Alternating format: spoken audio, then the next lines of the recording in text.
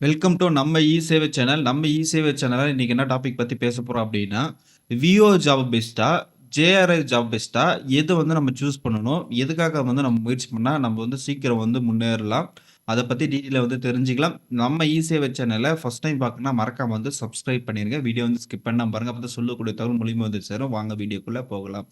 இப்போ அ விஓ பொறுத்தவரைக்கும், ஜேஆர்ஐ பொறுத்தவரைக்கும் 2மே வந்து பார்த்தோன்னா, குரூப் 4 எக்ஸாம் எழுதி பாஸ் பண்ணவங்களுக்கு தான் கிடைக்கும். அது மட்டும் இல்லாம நம்மளுடைய தாலுகா ஆஃபீஸ்ல வந்து ஒர்க் பண்ணலாம். தாலுகா ஆஃபீஸ்ல வேலை செய்யலாம். அப்புறம் டெப்டி கலெக்டர் ஆஃபீஸ்ல வேலை செய்யலாம்.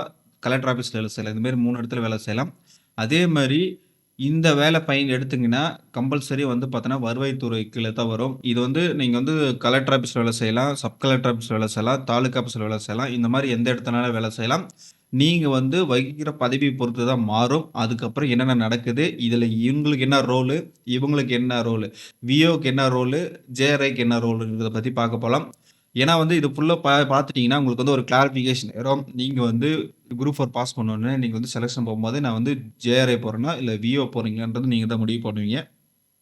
பணி வகை வந்து கிராம நிர்வாக மற்றும் வருவாய் செயல்பாடுகளை வந்து கவனிக்கணும். எதுக்கு விஓக்கு வந்து கிராம நிர்வாகம். இப்ப வந்து கிராமத்தில எந்த பிரச்சனை இருந்தாலும் சரி, என்னென்ன இதுன்றது ஒழுங்கு, சட்டம், அதுக்கப்புறம் லேண்டு, கீண்டு எல்லாமே என்ன சொல்றது, ஒரு குட்டி கலெக்டர்ன்னு சொல்லலாம் கிராமத்துக்கு. இப்போ வந்து ஒரு கிராமம் எடுக்குறாங்கன்னு வச்சுக்கோங்களேன், அ அந்த கிராமத்துக்கு அவர் தான் வந்து குட்டி கலெக்டர்ன்னு சொல்லலாம். அதுக்கு மேல தான் ஆர்ஐ வருவாங்க. அவங்க வந்து ஒரு 5 கிராமத்துக்கு சேர்த்து 5லேருந்து 4 கிராமத்துக்கு சேர்த்து வருவாங்க. அதுக்கப்புறம் ஒரு தாசில்தார், டெப்டி தாசில்தாரு, அதுக்கப்புறம் தாசில்தாரு, அதுக்கப்புறம் சப் கலெக்டர், கலெக்டர் அந்த மாரி வந்து ஒன்னொன்னா போயிட்டுருக்கும். ஆனா, பட் வந்து ஒரு கிராமத்துக்கு வந்து குட்டி கலெக்டர்ன்றது வந்து விஓன்னு சொல்லுவாங்க. அதே மாரி ஜேஆர்ஐன்றது வந்து வருவாய் ஆய்வாளர் மற்றும் செயல்படுத்த உதவுதல். இங்க நான் முழுக்க முழுக்க அவரோட வேலை என்னன்னா, தாசில்தார் ஆஃபீஸ்ல தான் வேலை இருக்கும். அதுக்கப்புறம் வந்து அவங்க என்னென்ன பண்ணுவாங்க அப்படின்றத பத்தி பார்க்கலாம். அதுக்கப்புறம் பொறுப்பு பிரிவுகள். ஒரு கிராமத்தில் அல்லது கிராமங்கள் குழுமம். அதுதான் சொன்னேன் இல்லையா? ஒரு கிராமத்தோட குட்டி கலெக்டர்ன்னு சொல்றது தான் அத சொல்றாங்க.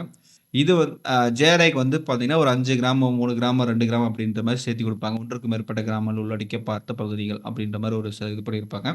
இது வந்து யாரு கீழ வேலை செய்வாங்க அப்படின்னா, தாசில்தார் கீழயும், அ டெப்டி தாசில்தார் கீழ தான் வந்து அவங்க வந்து வேலை செய்வாங்க. வருவாய் தொடர்பான பணிகள். வரி வசூல் பண்றது, நில அளவு பராமரித்தது, வரிவிலக்கு, சான்றிதழ் இந்த மாரி கவர்மெண்ட் சம்மந்தப்பட்ட அனைத்து சான்றிதழ் வந்து பார்த்தீங்கன்னா, குடுக்குறது வந்து விஓல தான் இருக்கும். இவரோட வேலை ஜேஆர்ஐ வேலை வந்து பார்த்தீங்கன்னா, நில அளவு தோழமை, வரி வசூல், வருவாய் தொடர்பான பிரச்சனைகள் ஆய்வு செய்தல். இது அந்த பிரச்சனைகள இவர் வந்து சால்வ் பண்ணுவாரு. அதுக்கப்புறம் அந்த இடத்துல வந்து பார்த்தீங்கன்னா, ஆ டாக்ஸ் கலெக்ட் பண்றது அந்த மாரி விஷயங்கள்லாம் வந்து பார்த்தீங்கன்னா, அவர் வந்து ஜேஆர்ஐ வந்து கலெக்ட் பண்ணுவாங்க. சட்டம் மற்றும் ஒழுங்கு. கிராமப்புறங்களில் சட்டம் ஒழுங்கு பிரச்சனை உயர்வு அதிகரித்து இப்போ வந்து கிராமத்தில வந்து ஒரு பிரச்சனை அப்டின்னா, விஓக்கு தான் முழு அதிகாரம் இருக்கு. விஏ தான் பொறுப்பேத்துப்பாரு. எல்லா இடத்துக்கும் ஒரு இடத்துல ஜாமீன் குடுக்கறதாகட்டும், ஒரு பிரச்சனை ஆகட்டும், அந்த இடத்துல வந்து சந்திச்சு மக்களுக்கு என்ன பிரச்சனை அப்படின்றது மேலிடத்துக்கு குடுக்குறது அவரோட வேல. வருவாய் சட்டங்கள் மீறல் வந்து ஆய்வு செய்தல். இதுல வந்து இந்த இவர் வந்து பார்த்தீங்கன்னா, ஜேஆர்ஐ வந்து வருவாய் சட்டங்கள் வந்து ஆய்வு செய்யறது வந்து என்னென்ன பண்றது, மீறாங்களா, விதி மீறினாங்களா யாருன்றது அப்படின்ற விஷயத்த வந்து ஆய்வு பண்ணி அத வந்து சொல்றது. அரசியல் தொடர்பு. கிராம மக்களோட நேரடியா அரசியல் இப்போ வந்து மக்கள்கிட்ட வந்து நேர்ல போய் ஃபேஸ் டூ ஃபேஸ் பார்க்கறது வந்து பார்த்தீங்கன்னா, விஓ தான் பார்ப்பாரு. ஆனா பட் வந்து நம்ம ஜேஆர்ஐ அவர்கள் வந்து பார்த்தீங்கன்னா, வயல்ல எதனா பிரச்சனை அந்த மாரி இருந்தா மட்டும் தான் நேர்ல போய் பார்ப்பாங்களே தவிர, மத்தபடி வந்து செயல்பாடுகள் வந்து ஆஃபீஸ்லயே போய் பார்க்குற மாரி தான் இருக்கும். அதே மாரி ஆ இது வந்து டியூட்டி வந்து ரெஸ்பான்சிபிலிட்டி யார்கிட்ட குடுப்பாங்கன்னா, தாசில்தாரு, துணை தாசில்தார் குடுப்பாங்க. அல்லது இவங்க வந்து வருவாய் ஆய்வாளர் அல்லது தாசில்தார்கிட்ட வந்து ஜேஆர்ஐ வந்து இது டியூட்டி ரிப்போர்ட்டிங் குடுப்பாங்க இல்லையா? அது வந்து குடுப்பாங்க. கல்வி தகுதி வந்து 10த், 12த் மட்டும் இருந்தா போதும். அதுக்கு மேல இருந்தா ஒண்ணும் பிரச்சனையே கிடையாது. அது வந்து பார்த்தீங்கன்னா, விஓக்கு. இவங்க வந்து உயர்கல்வி படிச்சிருக்கணும். எனி ஒண்ணு டிகிரி வந்து அந்த மாரி படிச்சிருக்கணும்.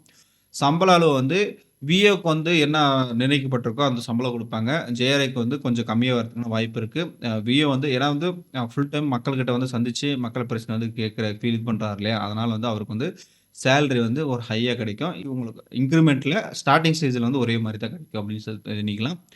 அடுத்தது வந்து புரமோஷன். இத தான் எல்லாரும் எதிர்பார்ப்பாங்க. புரமோஷன் வந்து எப்படி நடக்கும் அப்படின்ற மாரி கேட்டீங்கன்னா, விஓ வந்து கண்டிப்பா வந்து எல்லாருமே வந்து டிபார்ட்மெண்ட் எக்ஸாம்ன்றது வந்து கம்பல்சரி எழுதணும். அது வந்து இவர் வந்து டிபார்ட்மெண்ட் எக்ஸாம் எழுதும்போது இவர் வந்து கம்பல்சரி எழுதியிருக்கணும். இவங்களும் வந்து டிபார்ட்மெண்ட் எக்ஸாம் எழுதணும். அது வந்து 4 பேப்பர்ன்னு சொல்லுவாங்க. அந்த பேப்பர் வந்து பாஸ் இது பண்ணணும்.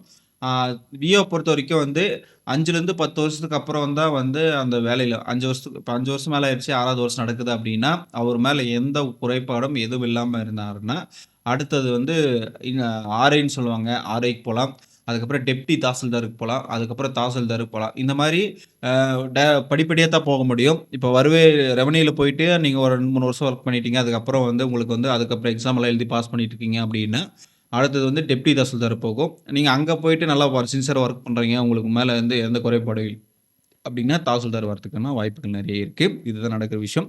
அதேமாரி ஜூனியர் வருவாயிலயும் வந்து தாசில்தார் வரைக்கும் போலாம். ஆனா வந்து அனுபவம் வந்து 3லேருந்து 5 வருஷம். இவங்களுக்கு வந்து 5லேருந்து 10 வருஷம். விஏஓக்கு வந்து ஜாஸ்தியாகும். இவங்களுக்கு வந்து அதிலேயே இருக்கும்.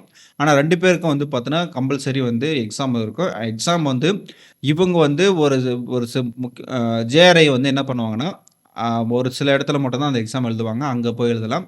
ஆனா அந்த விஏஓ வந்து அ க டிஸ்ட்ரிக்ட் உள்ளவே அந்த எழுதுற மாரி ஆப்ஷன்லாம் நெறைய இருக்கு. அது எக்ஸாம் எழுதி பாஸ் பண்ணணும். இது வந்து விஏஓட வேலை. அதேமாரி டைமிங் வந்து பார்த்தீங்கன்னா, விஏஓக்கு வந்து 9லேருந்து 5 மணி வரைக்கும், ஜேஆர்ஐக்கு வந்து 10 மணிலேருந்து 5:30 வரைக்கும் வந்து டியூட்டி இருக்கும். அதேமாரி விஏஓ பொறுத்தவரைக்கும் அவர் வந்து 2 ஷிஃப்ட்டா பண்ணுவாங்க. ஒண்ணு வந்து ஆஃபீஸ் ஒர்க்கு, இன்னொன்னு வந்து ஃபீல்ட் ஒர்க்குன்னுவாங்க. 2மே வந்து ஒண்ணு காலையில இருந்தாங்கன்னா, ஆஃபீஸ் ஒர்க் இருந்தாங்கன்னா, ஈவினிங் வந்து ஃபீல்ட் ஒர்க் இருப்பாங்க. ஈவினிங் ஃபீல்ட் ஒர்க் இருந்தாங்கன்னா, மார்னிங் வந்து ஆஃபீஸ் ஒர்க் இருக்கும். இந்த மாரி வந்து சேஞ்ச் பண்ணி அவங்க வந்து ஒர்க் பண்ணிப்பாங்க. ஆனா ஜேஆர்ஐ பொறுத்தவரைக்கும் வந்து முழுக்க முழுக்க ஆஃபீஸ் ஒர்க்குன்னு தான் இருக்கும். அதேமாரி கிராம சபை கூட்டம், வருவாய் சேர்த்தல் நேரங்கள் இது வந்து கொஞ்சம் நேரம் ஆச்சுன்னா, அது வந்து அவர பொறுத்து தான் இருக்கணும். அது வந்து அதேமாரி வயல் ஜேஆர்ஐக்கு வந்து டைம் வந்து ஒரு எதனா பிரச்சனை இருக்கு, அந்த இடத்துல நடக்குதுன்னா, அவர் வந்து இருந்து தான் போகணும். அதெல்லாம் பிரச்சனை இல்ல. அதேவங்க பொதுவாக நிர்ணயிக்கப்பட்ட நேரத்தில வந்து உட்பட்டு இருக்கும். இல்ல அதே மாரி இந்த இரவு நேரத்தில கூட நெறைய வேலைக்கு வந்து ஒரு சில டைம்ல இருக்கும். இது வந்து பார்த்தீங்கன்னா, மழைக்கு பேரிடர் இருக்கும்போது அவங்களுக்கு வந்து டியூட்டி வந்து அலோகேட் பண்ணுவாங்க. அதுக்கு எதனா பிரச்சனைன்னா, அவர் வந்து நைட்ல கூட பார்க்கறதுக்கு வேலை இருக்கும். இவரும் வந்து ஜெயரே வந்து நைட்ல வந்து மேக்ஸிமம் ஒரு சில டைம்ல வந்து இருக்கிறதுக்கான வாய்ப்புகள் வந்து நெறைய இருக்கு. நைட் டியூட்டி பார்க்குற மாரி இருக்கும். அதே மாரி அவகாசம் அவசர அவகாசம் வந்து அ அவசர நிலை அவகாசம் வந்து பார்த்தீங்கன்னா, காவல்துறை சம்மந்தப்பட்ட அந்த இதுல வந்து ரெவென்யூல வந்து வந்துச்சுன்னா, அவங்க வந்து கம்பல்சரி வந்து அவங்க தான் போய் ஆகணும். யாரு விஏஓ தான் பொறுப்பேத்துப்பாரு.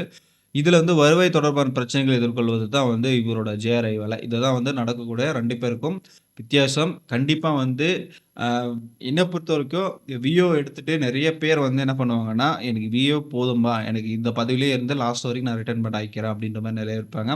ஒரு சில பேர் வந்து என்ன பண்ணுவாங்கன்னா, "நான் அடுத்தடுத்த லெவல் போணும்." அப்படின்னு சொல்லிட்டு எக்ஸாம் வந்து 4 பேப்பர் இருக்கும். எக்ஸாம் எழுதி பாஸ் பண்ணுவாங்க. அதுவும் இல்லாம அவர் மேல வந்து எந்த குற்றங்களும் எதுவுமே இல்லாம இருந்துச்சுன்னா, புரமோஷனுக்கு வந்து 5லேருந்து 10 வருஷத்துக்குள்ள வந்து அவர் வந்து புரமோஷன் போலாம். இவர் வந்து நெறைய ஆப்பர்ச்சுனிட்டி தான் கிடைக்குதுன்னு சொல்லலாம். டைமிங் வந்து நெறைய ஸ்பெண்ட் பண்ணலாம். அதே மாரி ஜேஆர்ஏ பொறுத்தவரைக்கும் 3லேருந்து 5 வருஷத்துக்குள்ளயே வந்து அடுத்த லெவலுக்கு போயிரலாம். ஆனா வந்து அ நெறைய பேர் வந்து என்ன பண்ணுவாங்கன்னா, ஜேஆர்ஐ எடுக்கிறதுக்கு வந்து யோசிப்பாங்க. ஏன்னா வந்து ஆஃபீஸ்க்குள்ள இருக்கணும், ஃபீல்ட் ஒர்க்ல இருக்கணும் அப்படின்ற மாரி இருக்கும். ஆனா பதவி வந்து விஏஓக்கும், ஆர்ஐக்கும் வந்து வித்தியாசம் வந்து விஏ வந்து ஃபீல்ட்ல ஒர்க் பண்ணுவாரு. ஜேஆர்ஐ வந்து தாலுகா ஆஃபீஸ்ல ஒர்க் பண்ணுவாங்க. இந்த மாரி தான் டிஃபரெண்ட்டா இருக்கும் அப்படின்னு சொல்லிட்டு, கண்டிப்பா வந்து குரூப் 4 எக்ஸாம்க்கு வந்து பிரிப்பேர் பண்ணுங்க. நாம வந்து ஒரு விஷயம் நம்ம அப்டேட் பண்ணியிருக்கோம். இது இல்லாம வேற ஏதாச்சும் நீங்க வந்து தெரிஞ்சுக்கணும் அப்படின்னாலே எனக்கு கமெண்ட் பண்ணுங்க. கண்டிப்பா அதுக்கான வீடியோ வந்து போடப்படும்னு சொல்லிட்டு, இந்த வீடியோ இதோட முடிச்சுக்கலாம். நெக்ஸ்ட் வீடியோல வந்து சந்திக்கலாம். பாய்.